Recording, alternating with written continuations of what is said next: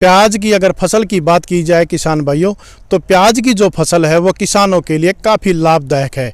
वैसे किसान इन दिनों में जो गेहूं सरसों आदि बोते हैं जो आपकी 30-40 हज़ार रुपये तक निकलती है, लेकिन अगर आपने प्याज की खेती की है तो प्याज की खेती जो है आपको 1.5 से 2 लाख रुपये तक की आमदनी दे सकती है। आइए इसके बारे में बात करते हैं कि यह इतनी आमदनी किस प्रकार से देती है और इसके अंदर आप क्या क्या चीज़ों का प्रयोग करें ताकि आपकी फसल जो है अच्छी निकले।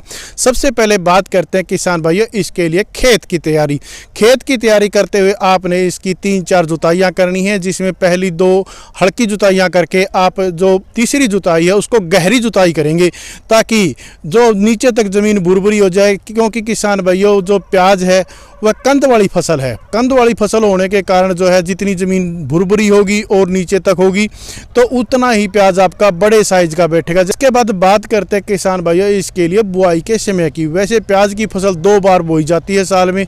एक गर्मी का प्याज होता है किसान भाइयों, एक सर्दी का प्याज होता है। आजकल जो है सर्दी के प्याज के लिए मौसम चला हुआ है।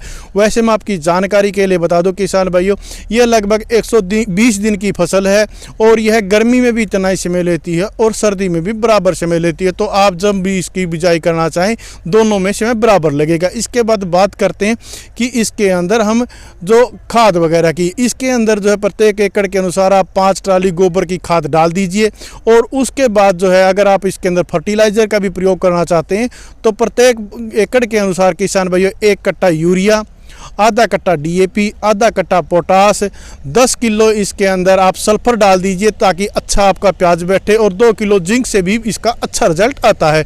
बीज इसके लिए जो है प्रत्येक एकड़ में 3 से 3.5 किलो की ज़रूरत पड़ती है। 3 किलो बीज इसके लिए पर्याप्त हो जाता है। उसकी आप पौध वगैरह नर्सरी में तैयार कर सकते हैं। पौध बनाते हुए आपने ध्यान रखना है कि पौध जो है उसकी 3-3 फुट की क्यारियों में बनाएं ताकि उसके अंदर से आप घास फूस निकाल सकें और उसका पानी का उतराव का आप प्रबंध रखें, उसके अंदर पानी खड़ा नहीं होना चाहिए। इसके बाद अगली बात आती है किसान भाइयों इसके अंदर रोपाई के 2 तरीके हैं। पहला तरीका है किसान भाइयों कि आप गीली रोपाई करना चाहते हैं या फिर सूखी रोपाई। अगर आप सूखे खेत के अंदर इसकी रोपाई करेंगे तो आपको तुरंत ही इसके अंदर पानी लगाना पड़ेगा। गीली मिट्टी के अंदर भी आप गीले खेत में इसको लगा सकते हैं। लगाने से पहले आप रूटावेटर लगा करके अपनी ज़मीन को भुरभुरा और जो है समतल कर लें ताकि इसके अंदर पानी खड़ा ना हो और इसके अंदर जो है प्याज को बैठने के लिए अच्छी जगह मिल जाए। अब बात करते हैं इसकी रोपाई के इसमें दूरी की। इसके अंदर कम से कम आपकी 5 से 6 इंच की मतलब दूरी होनी चाहिए। अगर आपका इतना बड़ा प्याज हो गया तो 2-2.5 इंच वो एक साइड से ले जाएगा। अगर 2 इंच ले गया तो फिर उसके पास मिट्टी के लिए भी जगह बचनी चाहिए। इसके बाद अगर जैसे आप इसकी बिजाई करते हैं तो बिजाई के लिए जो इसका बीज है उसको जो है किसान भाइयों आप कार्बनडाजिम के घोल में डुबो करके ही बिजाई करें ताकि इसके अंदर भी फंगस आदि ना आए।